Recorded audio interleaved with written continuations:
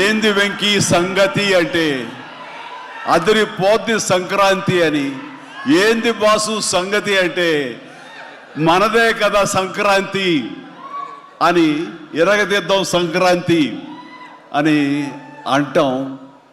ఇక్కడ ఈ సందర్భంగా ప్రత్యేకించి మనదే కదా సంక్రాంతి, ఎరగదిద్దాం సంక్రాంతి అనేది కేవలం మన శంకర వరప్రసాద్ గారిదే కాదు.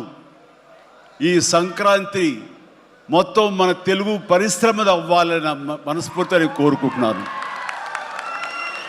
అందరికీ డార్లింగ్, ఇందా మన అనిల్ చెప్పినా ఎవరు చెప్పినా, ప్రభాస్ రాజా సాబ్ కానీ,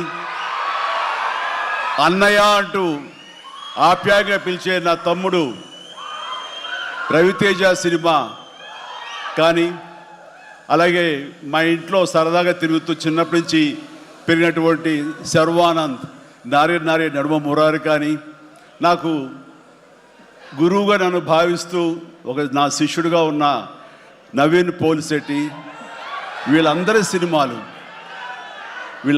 సినిమాలు కూడాను ఈ సంక్రాంతికి సూపర్ హిట్ అవ్వాలని, తద్వారా వాళ్ళకి విజయం లభించడమే కాదు, తెలుగు సినిమా పరిశ్రమకు, నిర్మాతలకు, బయ్యర్లకి వీళ్ళందరూ కూడా సుభిక్షంగా ఉన్నప్పుడే అదే నిజమైన సంక్రాంతి.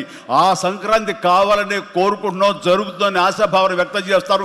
అది మీరు ఇచ్చి తీరుతారన్నటువంటి ప్రగాఢ నమ్మకం అయితే నాకు ఉన్నది.